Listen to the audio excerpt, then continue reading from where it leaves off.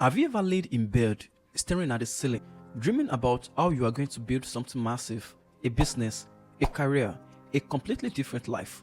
You have these giant goals, you know what you want, you know you are capable, but then when it is actually time to open your laptop and start, you find yourself scrolling through your phone for 3 hours instead, and you end up doing absolutely nothing. And the worst part, you have been here before, many times, and every time you promise yourself that tomorrow will be different. If that sounds familiar, this video is specifically for you. Not for people who have never struggled, for the ones who know exactly what they should be doing and still cannot make themselves do it. Stay with me until the end, because what I'm about to share completely changed how I see this, and it will change how you see yourself too.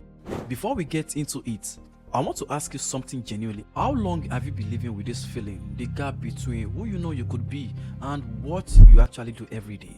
Drop a number in the comments, 5 months, 1 year, 5 years, whatever is honest, because on this channel I read every single comment and I want to know your story, not just your view count. And if nobody has told you this recently, the fact that you are still watching, still searching for answers, still trying to understand yourself, that is not laziness, that is ambition that has not found its system yet.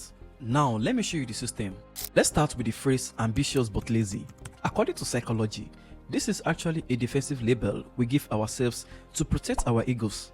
Think about it. If you admit you are just sitting around doing nothing, your ego gets hurt. But if you call yourself ambitious but lazy, you create a perfect shield. You tell yourself, I have everything it takes, I just have not started yet. It becomes a placeholder identity for a version of yourself that you have not actually earned yet.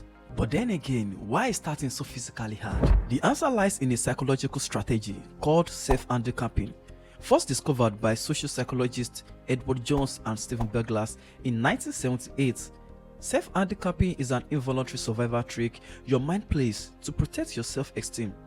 Deep down, you are actually terrified of failing.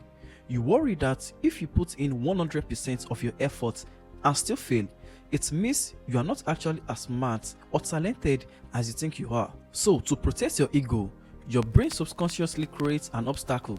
You stay up too late, you distract yourself, or you decide to clean your entire house right before a big deadline. Because that way, if you fail, you do not have to blame your actual ability. You can just say, well, I did not really try. And if you somehow succeed, despite self-sabotaging, your ego gets a double reward because you feel like someone who did not even have to try. Sound familiar? Alright, let's move to the next one.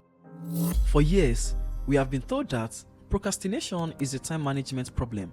If you just planned better, made better schedules, woke up earlier, you would get things done. But Dr. Timothy, one of the world's leading procrastination researchers, proved that this is completely wrong. Dr. Timothy research shows that procrastination is actually an emotional regulation problem.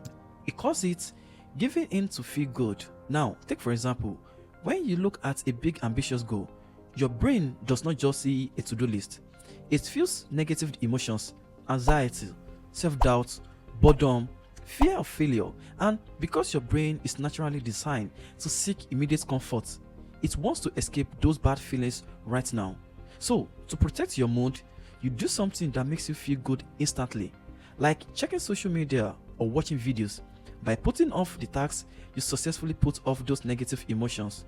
It works in the short term, you feel temporary relief, but this avoidance creates a brutal loop. The task stays unfinished, your anxiety about it increases, your self-esteem drops, and now starting feels even harder than before. So the cycle keeps tightening, and every day you avoid it, the gap between your ambitions and your actions gets wider. Honestly, this is not a willpower problem. This is your brain doing exactly what it was designed to do, protect you from discomfort.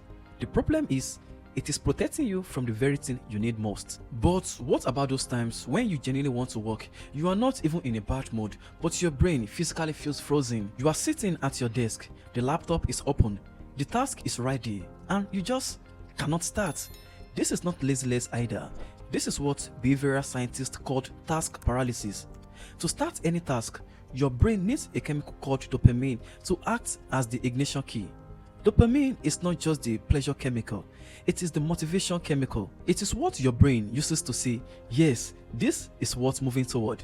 But if a task is too big, too vague, or does not have an immediate visible reward, your brain struggles to generate the dopamine needed to turn the engine on. Instead, your nervous system actually perceives the massive unclear goal as a threat, and it triggers an involuntary freeze response.